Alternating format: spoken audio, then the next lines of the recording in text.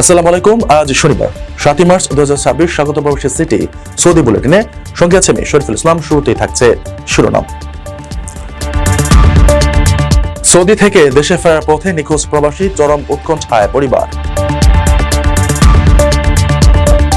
ফের সৌদিতে আক্রমণের চেষ্টা, একাধিক ব্যালিস্টিক মিসাইল ও ড্রোন ভূপাতিত।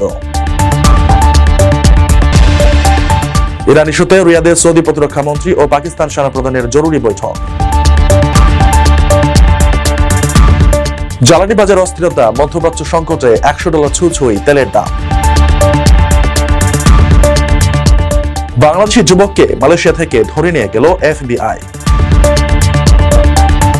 দর্শক, দেখছিলেন শিরোনাম, এবারে পুরো খবর।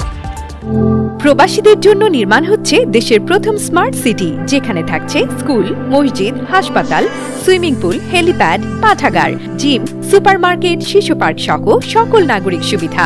মাত্র 30 লাখ টাকা বিনিয়োগে মিলছে আকর্ষণীয় ফ্ল্যাট। প্লাটিনাম ইনভেস্টরদের জন্য ঢাকা বিমানবন্দরে VIP প্রোটোকল সুবিধা।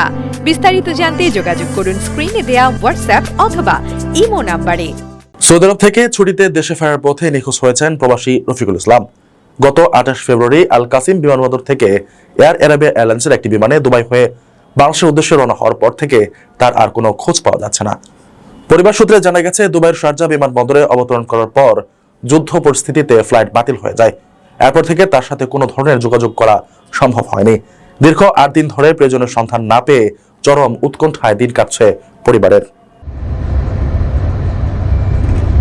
সৌদি আরব থেকে ছুটিতে দেশে ফেরার পথে নিখোঁজ হয়েছেন প্রবাসী শ্রমিক রফিকুল ইসলাম। গত 28 ফেব্রুয়ারি সৌদি আরবের আল কাসিম বিমানবন্দর থেকে এয়ার আরাবিয়া এয়ারলাইন্সের একটি বিমানে দুবাই থেকে বাংলাদেশের উদ্দেশ্যে রওনা হওয়ার পর থেকে তার আর কোনো খোঁজ পাওয়া যাচ্ছে না।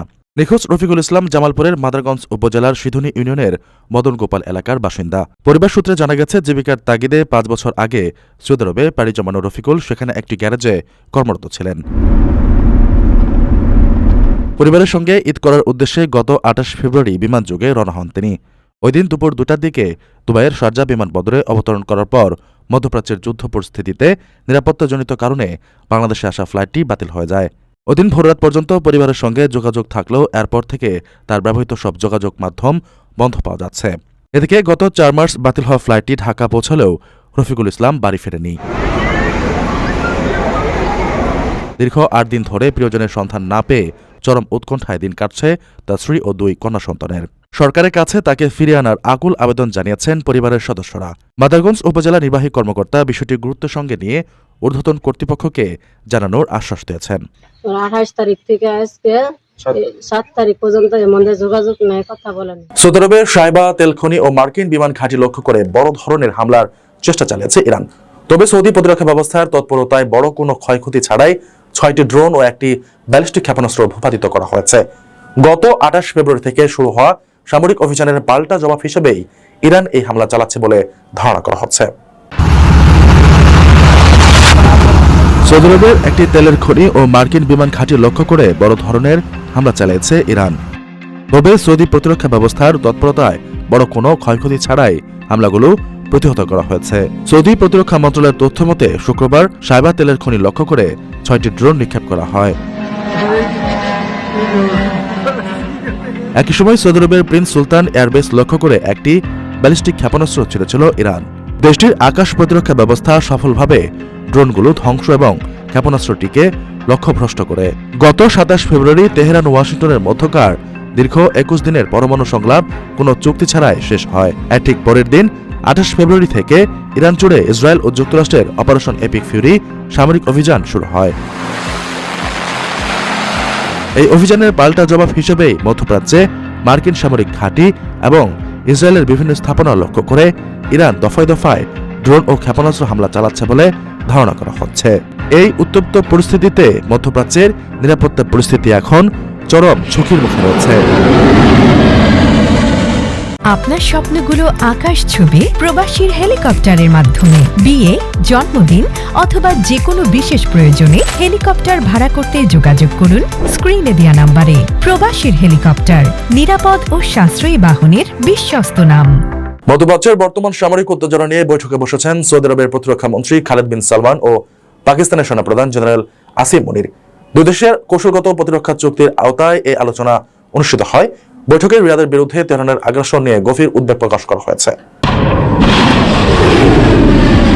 মধ্যপ্রাচ্যে চলমান যুদ্ধ পরিস্থিতির মধ্যেই বৈঠকে বসেছেন সৌদি আরবের প্রতিরক্ষা মন্ত্রী খালিদ বিন সালমান আল সৌদ এবং পাকিস্তানের সেনাপ্রধান জেনারেল আসিম মনির। আজ শনিবার সৌদি প্রতিরক্ষা মন্ত্রণালয়ের বরাতে জানা যায় যে দুই দেশের বিদ্যমান কৌশলগত প্রতিরক্ষা চুক্তির আওতায় এ বিশেষ আলোচনা অনুষ্ঠিত হয়েছে। বৈঠকে মূলত রিয়াদের বিরুদ্ধে তেহরানের কথিত আগ্রাসন ও বর্তমান সামরিক উত্তেজনা নিয়ে গভীর উদ্বেগ প্রকাশ করা হয়। উল্লেখ্য, গত ২৭ ফেব্রুয়ারি তেহরান ও ওয়াশিংটনের মধ্যে ২১ দিনের পরমাণু সংলাপ কোনো সমঝোতা ছাড়াই শেষ হয়। এর পরপরই ২৮ ফেব্রুয়ারি থেকে ইরানে মার্কিন সামরিক বাহিনী অপারেশন এপিক ফিউরি এবং ইসরায়েল অপারেশন ওয়ারিং লায়ন শুরু করে। এর জবাবে ইরান ও মধ্যপ্রাচ্যের মার্কিন ঘাঁটি ও ইসরায়েলে ব্যাপক ড্রোন ও ক্ষেপণাস্ত্র হামলা চালাচ্ছে। এই সংকটময় মুহূর্তে সৌদি ও পাকিস্তান উভয় পক্ষই আশা প্রকাশ করেছে যে ইরান বিভ্রান্তিকর পদক্ষেপ থেকে বিরত থেকে বিচক্ষণতার পথ বেছে নেবে। আল জাজিরার তথ্যমতে এই যুদ্ধে ইরানকে গোয়েন্দা সহায়তা দিচ্ছে রাশিয়া, যা পুরো অঞ্চলের নিরাপত্তাকে এক জটিল সমীকরণের মুখে ঠেলে দিয়েছে। বিশ্ব রাজনীতিতে ডোনাল্ড ট্রাম্পের কঠোর অবস্থানের প্রভাবে আন্তর্জাতিক বাজারে তেলের দামে বড় ধরনের উল্লম্ফন দেখা দিয়েছে। ওমানি অপরিশোধিত তেলের দাম প্রতি ব্যারেল ১০০ মার্কিন ডলারের মাইলফলক স্পর্শ করেছে। সরবরাহ সংকটের আশঙ্কায় চীন ও জাপানের মতো দেশগুলো আগাম সতর্কতা অবলম্বন করেছে। মধ্যপ্রাচ্যে চলমান সংঘাতের প্রভাব পড়তে শুরু করেছে বিশ্ব জ্বালানি বাজারে। এর ফলে তেল সরবরাহ নিয়ে নতুন করে উদ্বেগ তৈরি হয়েছে। বিশ্লেষকদের মতে পরিস্থিতি দীর্ঘায়িত হলে বাংলাদেশের মতো আমদানি নির্ভর দেশগুলোতেও জ্বালানি সংকট দেখা দিতে পারে এবং পেট্রোল পাম্পগুলোতে সরবরাহ চাপ তৈরি হতে পারে। বিশ্বের গুরুত্বপূর্ণ নৌপথ হরমুজ প্রণালী ঘিরে উত্তেজনা বাড়ায় অনেক জাহাজ বিকল্প পথে চলাচল করছে। এতে পরিবহন সময় ও খরচ দুটি বাড়ছে। আন্তর্জাতিক বাজারে অপরিশোধিত তেলের দামও ঊর্ধ্বমুখী হয়ে প্রায় $৯৮ কাছাকাছি পৌঁছেছে। ফলে জ্বালানি বাজারে অনিশ্চয়তা আরও বেড়েছে। পরিস্থিতি মোকাবেলায় চীন তাদের বড় তেল শোধনাগারগুলোকে ডিজেল ও গ্যাসোলিন রপ্তানি সাময়িকভাবে বন্ধ রাখার নির্দেশ দিয়েছে। অন্যদিকে জাপানে জ্বালানি ঘাটতির আশঙ্কায় জাতীয় মজুদ থেকে তেল ছাড় করার জন্য সরকারের কাছে জরুরি অনুরোধ জানানো হয়েছে। ইউরোপের শিল্পনির্ভর দেশগুলো উদ্বিগ্ন, কারণ শিল্প উৎপাদনের জন্য জ্বালানি অত্যন্ত গুরুত্বপূর্ণ।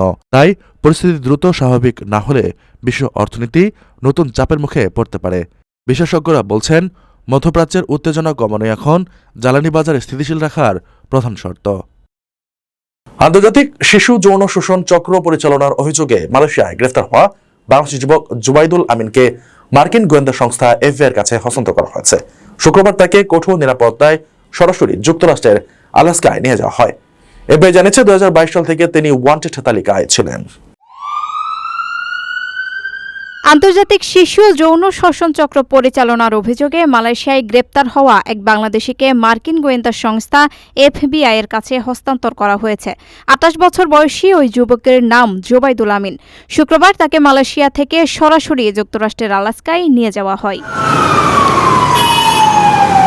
এফবিআই পরিচালক কাশ প্যাটেল এক বিবৃতিতে জানান, জোবাইদুল আমিন ২০২২ সাল থেকে যুক্তরাষ্ট্রে ওয়ান্টেড তালিকায় ছিলেন। দীর্ঘ তদন্তের পর মালয়েশিয়ার আইনশৃঙ্খলা বাহিনীর সহায়তায় তাকে গ্রেপ্তার করা সম্ভব হয়। গ্রেপ্তারের পর আজই মার্কিন আদালতে তার বিরুদ্ধে আনুষ্ঠানিক অভিযোগ গঠন করার কথা রয়েছে। সামাজিক যোগাযোগ মাধ্যম এক্সে দেওয়া এক পোস্টে এফবিআই পরিচালক বলেন, এই জটিল তদন্ত ও গ্রেপ্তারের সহযোগিতার জন্য কুয়ালালামপুরস্থ আমাদের অফিস এবং মালয়েশিয়ার সরকারকে বিশেষ ধন্যবাদ। তিনি একটি ছবিও প্রকাশ করেন যেখানে দেখা যায় কঠোর নিরাপত্তা বেষ্টনীতে তাকে একটি ব্যক্তিগত বিমানে তোলা হচ্ছে। উল্লেখ্য, আন্তর্জাতিক এই অপরাধ চক্র দমনে দীর্ঘদিন ধরে কাজ করছিল মার্কিন হোমল্যান্ড সিকিউরিটি ও এফবিআই। জোবাইদুলের এই প্রত্যর্পণকে আন্তর্দেশীয় অপরাধ দমনে একটি বড় সাফল্য হিসেবে দেখা হচ্ছে। প্রবাসীদের জন্য নির্মাণ হচ্ছে দেশের প্রথম স্মার্ট সিটি, যেখানে থাকছে স্কুল, মসজিদ, হাসপাতাল, সুইমিং পুল, হেলিপ্যাড, পাঠাগার, জিম, সুপারমার্কেট, শিশু পার্ক সহ সকল নাগরিক সুবিধা। মাত্র ৩০ লাখ টাকা বিনিয়োগে মিলছে আকর্ষণীয় ফ্ল্যাট।